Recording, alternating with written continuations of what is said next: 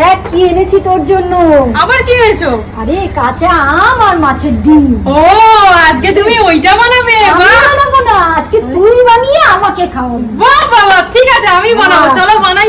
মায়ের আবদারে আজকে বানিয়েছিলাম আম দিয়ে মাছের ডিমের চাটনি। এটা আমাদের মেদিনীপুরের খুব সুন্দর একটা রেসিপি। প্রথমে মাছের ডিমগুলোতে নুন হলুদ মাখিয়ে ওটাকে ভেজে নেব, তারপর কড়াই 5 ফোড়ন দেব ও শুকনো লঙ্কা দেব ও আমগুলো দিয়ে হলুদ ও নুন দেব। নুন দিয়ে কিছুক্ষণ নেড়ে নিয়ে মাছের ডিমগুলো দিয়ে দেবো। ওর মধ্যে একটু ভাজা ভাজা হয়ে গেলেই ওর মধ্যে কিন্তু জল দেবো, একটু চিনি দেবো, ভালো করে সেদ্ধ করে নেব। সেদ্ধ করার পর ব্যাস আর কি, রেডি। এবার তো খাওয়ার মা হয়ে গেছে, এবার খেয়ে দেখবে তো কেমন হয়েছে। আহ, ফাটাফাটি। একদম ফাটাফাটি। হাই, আমি তনিমা। আমি অনুভা। আমাদের চলো বানাইতে তোমাদের সবাইকে ওয়েলকাম। আমাদের প্রচুর প্রচুর সাপোর্ট করবে, এটা আমাদের ছোট্ট একটা ইউটিউব চ্যানেল।